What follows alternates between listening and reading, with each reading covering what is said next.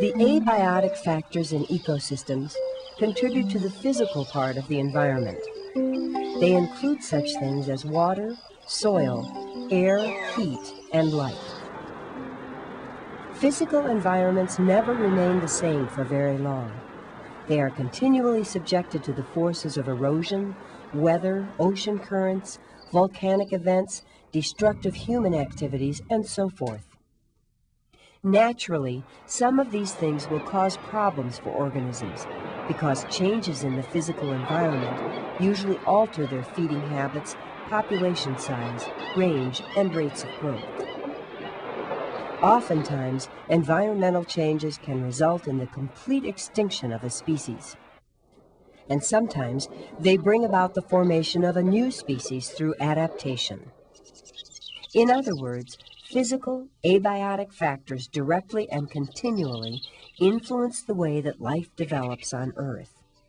And that is why it is useful to understand some of the important roles they play in ecosystems.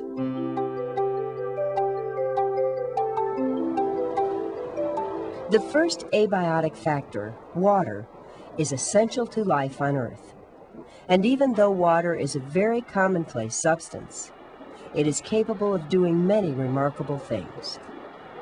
For example, within a relatively small temperature range, it can exist as a solid in ice and snow, as a gas in clouds and fog, or as free-flowing liquid water. In its liquid form, water is an incredibly powerful force when it comes to shaping the landscape through erosion.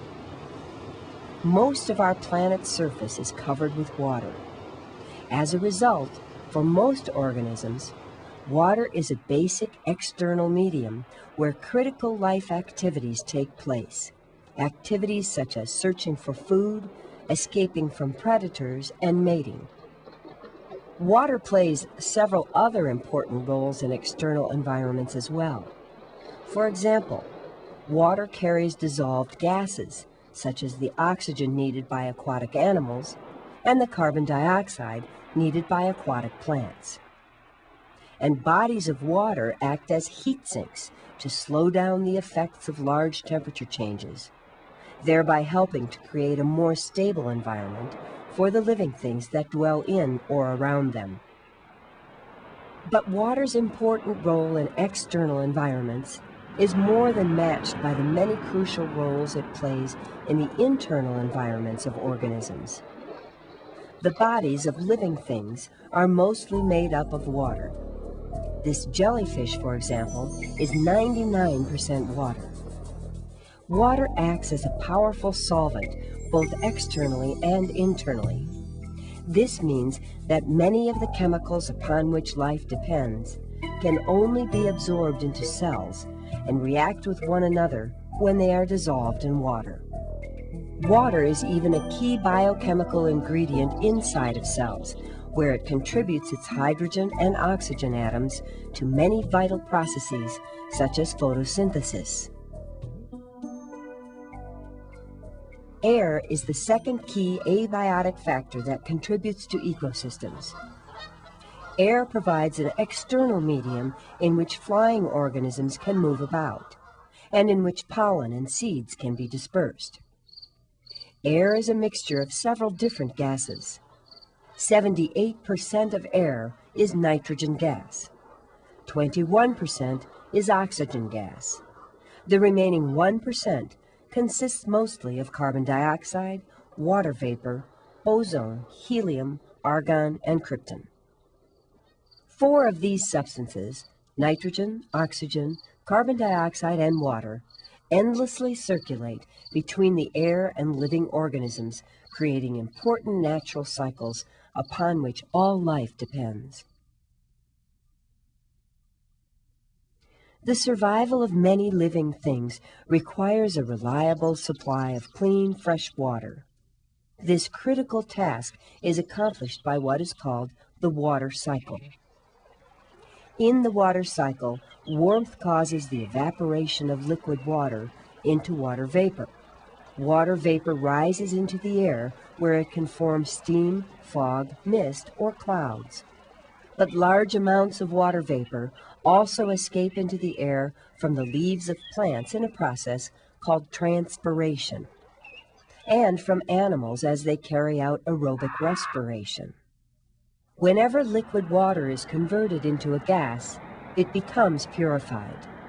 And when water vapor in the air is cooled, the purified water undergoes condensation and falls back to the Earth's surface as rain or snow, where it can be used by living things once again. Almost all organisms need oxygen to survive.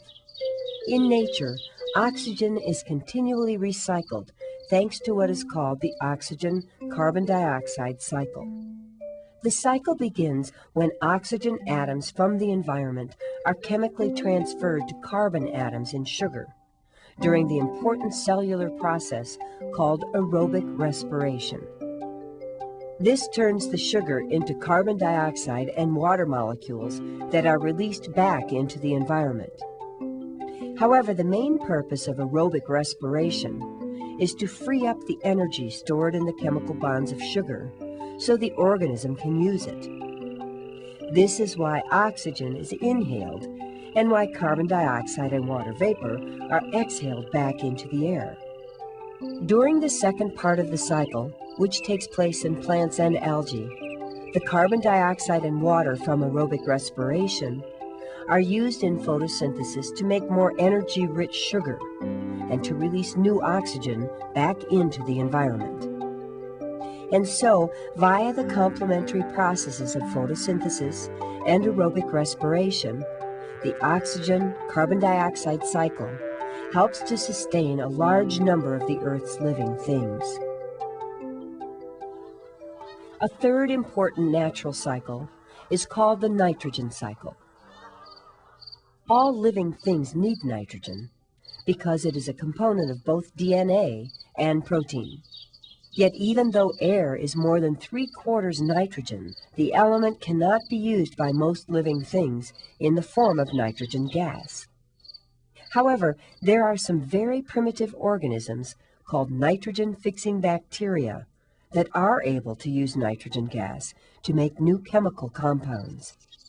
Within the roots of plants called legumes, such as sweet peas and beans, nitrogen-fixing bacteria form rounded root nodules like these. From here, the bacteria directly supply the plant with usable nitrogen. Once nitrogen has been incorporated into plant tissue, it is passed through food chains from consumer to consumer. Some usable nitrogen is returned to the environment whenever animals eliminate wastes. And during the process of decay, decomposer bacteria break down complex nitrogen compounds into much simpler compounds called nitrates that are easily absorbed by plants. The final link in the nitrogen cycle is forged when another class of bacteria, called denitrifying bacteria, break down nitrogen compounds in the soil and release nitrogen gas back into the air. After air and water, soil is the third major abiotic factor that contributes to physical environments. Soil is the basic medium for most land-based ecosystems. Plants grow in it, animals burrow through it, and so on. Soil plays a key role in the nitrogen cycle because it is the site of both nitrogen fixation and denitrification. Soil is a complex and varied substance. It is formed from rock by the weathering action of wind and water, and by acid-secreting lichens like these that break down solid rock into tiny particles. Soil is a natural reservoir for the inorganic mineral elements that are essential to living things. Elements such as iron, zinc, calcium, and phosphorus.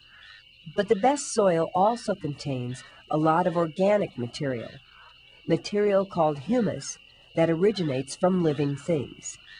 The formation of humus is helped along by a variety of animals, including worms and termites like these, that help break down organic material into smaller and smaller pieces. Humus is not only rich in nutrients, it also gives soil the ability to retain water. Soils with a lot of humus support abundant plant life, and because plants are food producers, humus indirectly fosters abundant animal life too. In contrast, ecosystems where poorer soils predominate rarely support such an abundance of living things. As can be seen, soil is yet another abiotic factor that can exert a strong influence on the lives of countless organisms. Heat is a fourth major abiotic factor that affects ecosystems. Most heat energy on the Earth's surface originates in the sun. The effects of heat are very obvious. For tropical environments where warmth predominates possess quite different life forms from those of cold mountain environments. And temperate environments, where warm and cool months tend to even out, support their own special life forms. One reason heat has such powerful effects on organisms is that the biochemical processes of life are very temperature dependent. Too much or too little heat causes biochemical reactions to fail. And temperature extremes can bring about the physical destruction of cells and tissues as well. But besides actually causing harm, temperature can influence organisms in a great many ways.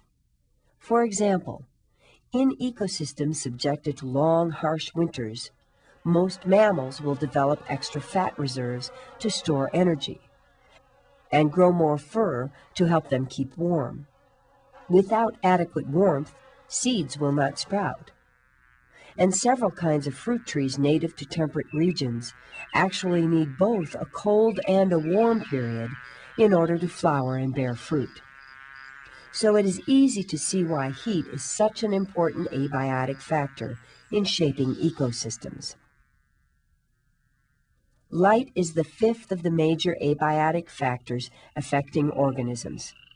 Nearly all natural light on Earth is a form of energy that is radiated by the sun. Plants and algae cannot survive without light, so they are never found growing in completely dark places such as caves, or in deep water where the light does not penetrate. The main reason light is so important to living systems is that it is needed for photosynthesis. Therefore, the production of food and oxygen both depend on light. Of course, light is essential to lots of other biological processes as well, such as flowering in plants, the sense of sight in animals, and the migration of birds. And so light, like the other abiotic factors of water, air, soil, and heat, plays a very significant role when it comes to creating the Earth's ecosystems.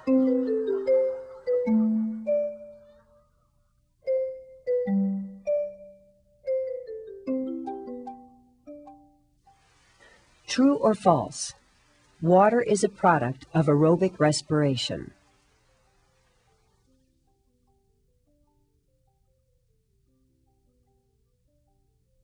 True or false? Air is mostly oxygen gas.